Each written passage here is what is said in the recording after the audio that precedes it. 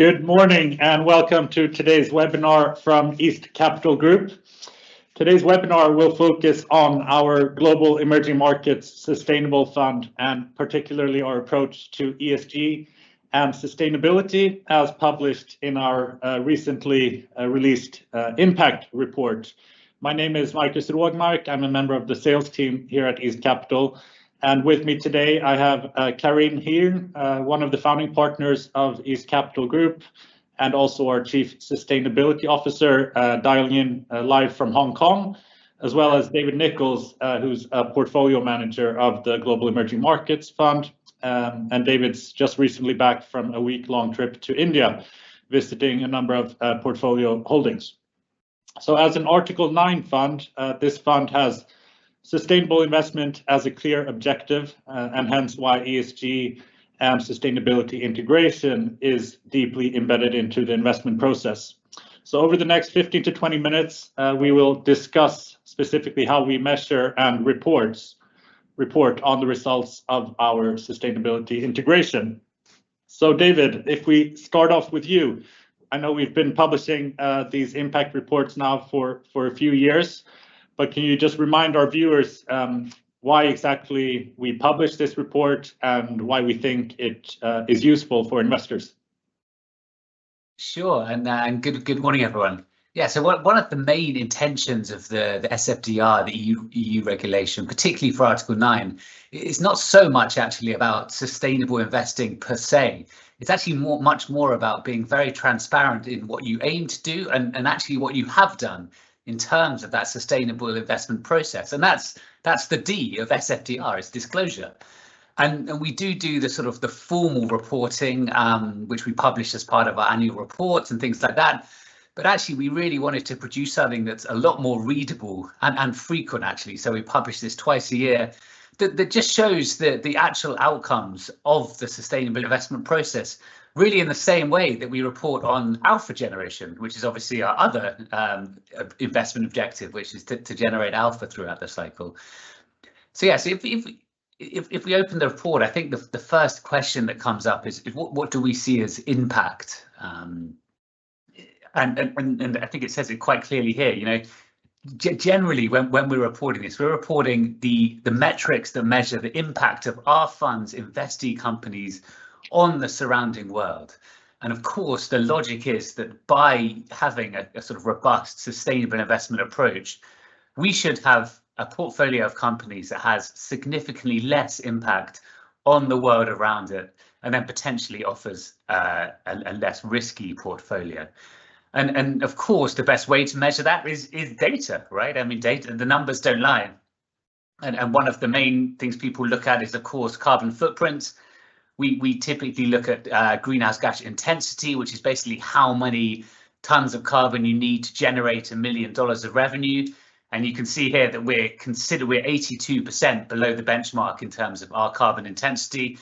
That's largely a result actually of sector exclusions, but then also trying to pick the best companies in the sectors we do invest in that obviously run their operations in a much more energy efficient way, which also, of course, often reduced costs. I think for me, I mean, I think all these numbers are hopefully quite interesting to you and quite standardized because they're the PAIs, the principal adverse impact indicators that the EU have set. But what really stands out and what's the biggest improvement probably is actually the coverage. So if you look at greenhouse gas intensity, 85% of our funds now report scope 1 and 2 emissions. And that was something like 35% in 2020. So you've seen a huge increase in the amount of companies that report. I don't think it'll be that high if you look at sort of the external providers, because there's quite a few small companies in our portfolio that their reporting hasn't made it onto the big systems yet. But this is based on our internal database. And yeah, I think this really goes a long way to explain to investors that are worried about how you can do sustainable investing in emerging markets due to lack of disclosure. I think that's just not so much of a problem anymore, and that's due to a combination of pressure from investors like us, but also policy changes from regulators. For example, Indian companies are now all mandated to report on Scope 1 and 2 emissions, and that was the large source of an increase in coverage in the last half. Thanks, David, for highlighting that, and particularly good to see this improvement in disclosure, which is a question which quite often comes up in dialogues with investors, particularly in emerging markets. So thanks for that. Moving on to you then, Karine, is there anything in particular you'd like to highlight that stands out as extra relevant in the table here? I actually wanted to start by echoing what you just said. It's quite interesting that originally people would think that in emerging market the level of disclosure would be worse, and in a place like Asia, where I've been working now for 15 years, we've seen the other way around. And I think going forward, we might see more companies in Asia reporting or committing to some specific sustainability target than we will see in a place like the US. But on the one other element I wanted to highlight, if you can see in this report, is for instance the principal adverse impact indicator that has to do with gender diversity at board level. It used to be much worse, and it had to do somewhat with the fact that we've always had and still have quite many small and mid caps in our fund, but now it's quite pleasing to see, or it's actually very pleasing to see that this has turned around, and now we've got 21% of the board members across our portfolios in that fund, which are female, and it's a huge jump because it used to be only 14% for instance, early 2023, and the benchmark is at 19%. So 21%, it's still below our targets. Gender diversity is not only about boards, it's also about, of course, management, and there are also other issues related to board diversity than just gender, but it's still a good place to start, and that's also something we are very active in terms of dialogue and voting, and I'll tell you a little bit more about this later. Thank you. Sounds great. I know the report then moves into SDG impact in the next stage. So the Sustainable Development Goals as highlighted by the United Nations. So David, can you take us through how you think about this as a portfolio manager? Sure, yeah. So the SDG impact is an explicit investment objective of the fund as part of our Article 9 commitment. So we're looking to invest in companies that have a positive impact on SDGs across their value chain, and I think that value chain part is important. You know, we're not just trying to find the sort of pure play solution providers like renewable energy names or something. We're really looking for companies really across the sectors, apart from the oil and gas and fossil fuels and things like that, that manage their supply chains and their operations in a way that basically has less impact on the world than their peers, right? So they're worried about energy efficiency, about waste, about things like that, right? And then how we do that, we have our own proprietary tool. It's called the value chain analysis. I think it's been well reported or highlighted by PRI in several sort of forums. So I suggest to look at those links if you're interested more. But again, we want to just report on the outcome, and so we wouldn't invest in a company if we didn't believe it had at least a weak positive net impact on the SDGs. And you can see here in this table, which is obviously, I'm showing the impact report now, the results of that work based on the portfolio as of the end of December. And you can see here that we hit a sort of good range of SDGs. You know, we do have some healthcare providers, some education companies, some sort of renewable value chain type companies. But by far the main SDGs is industry and innovation and responsible consumption and production, I should say.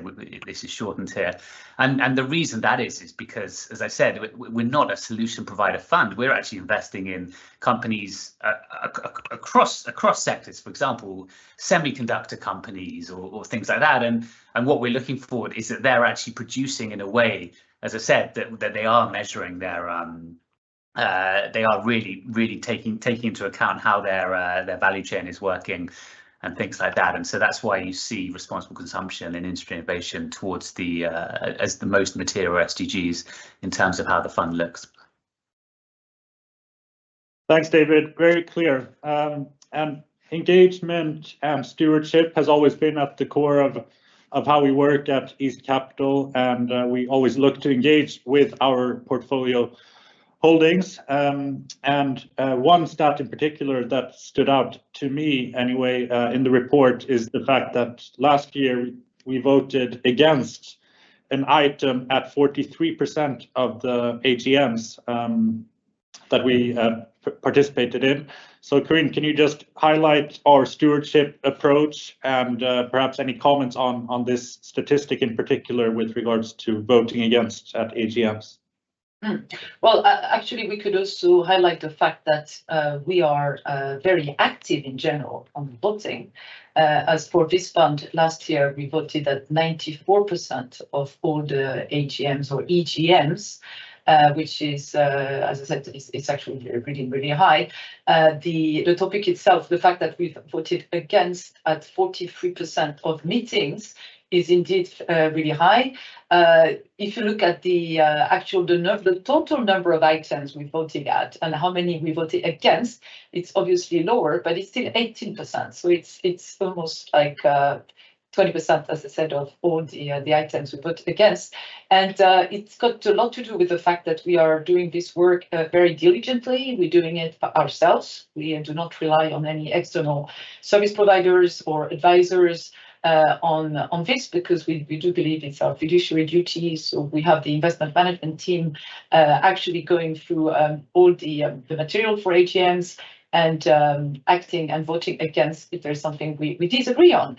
So if, of course, there are a number of things we can disagree on, and we have our voting and engagement policy that we apply and some guidelines. But I think I could comment on the fact that, for instance, last year, there have been quite many times where we vote against some candidates to the boards because we do not believe that they're independent, we don't find them qualified, we might think that, going back to the issue of gender diversity, that it's insufficient gender diversity, or they've been sitting for too long, or there is overboarding and stuff like that.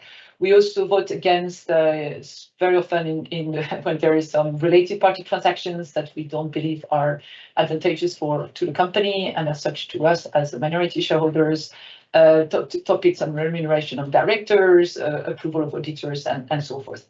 If you just ask me a little bit more widely about our stewardship approach, I think I would like to comment on a couple of things. So first, we've always been very active from day one, and the way we work with these engagement priorities or in general active ownership priorities is very much because we do our own proprietary analysis of the ESG risk and that we see in our companies, and we start engaging when we believe that we should do something and that we could achieve something. There are different parameters, obviously, like should do something. What does it mean? Well, it's because maybe when it's a topic which is really material, or of course it's a company which is really important for us because it's a large weight in our portfolio, and what parameters we could use as we could achieve something. Well, it is really this topic of achievability, which is a very interesting topic as such, but you need to be long-term. You need to see what are the other shareholders we could cooperate with, and you need to as well do an assessment of the relevance of the topics, and again, just the possibility for the board of this holding or the management to actually address these concerns. So we do a lot of engagement ourselves, or we work as well with other shareholders, very active in initiatives such as Climate Action 100+, Nature Action 100, and so forth. Yeah, and as I mentioned, you yourself, you're based in Hong Kong, and I know you have experience engaging with a wide range of companies, including some of the Asian sort of mega caps with successful engagements. Would you just like to highlight one or two examples of that? Oh yeah, I'd love to. I mean, yes, clearly there are a number of really important holdings for us in Asia where we can really have an impact. As I was mentioning, we like to work with other shareholders that give us more strength, and we find a number of other responsible shareholders with whom our interests are completely aligned. So we do have some cooperation going on with within the Asia Corporate Governance Association. For instance, I co-lead an engagement with BYD, the largest now EV maker in the world, as well as CATL, another major company for China. And recently, I could mention that I was in January, for instance, having a conference speaking to Alibaba management and staff on topics related to nature and biodiversity. We are an early adopter for the TNFD, and as I mentioned, worked with on these topics. And the idea was to explain to the company why it matters and how they should approach it, and take them through the result of the benchmark assessment that has been done by Nature Action. So clearly a lot of interesting initiatives, and we're very happy to be able to contribute and have an impact. And I know that David also wanted to mention another one that he has recently been very involved with. Yeah, no, exactly. I mean, it's a very fresh example. The company TSMC, the largest company in emerging markets, a semiconductor company in Taiwan. And yeah, we're engaged as part of the Net Zero Engagement Initiative, which is another alphabet. So it's basically one level down from Climate Action 100. So the next level down of sort of polluters. And then it's an interesting engagement because obviously it has a lot of the largest investors almost in the world, all on the group. And we had a call recently, and we've had a few calls basically, but it turned out that actually it was me that actually was there in Taiwan and was able to raise some of these sort of environmental and climate related questions to them. And I know that Karine is going again in a few weeks' time. So I think despite our, you know, we're not the largest investor in the world, but I think because we're there on the ground repeatedly, we are actually really able to punch above our weight in sort of real engagement with companies as big as TSMC. So yeah, no, it's a exciting process. Absolutely, I can only agree with that. We also provide a case study in the report where basically we use sustainable investment as a lens. So David, would you be able to share one name that you think would be of interest to our viewers here on the call, and how we see it as sustainable?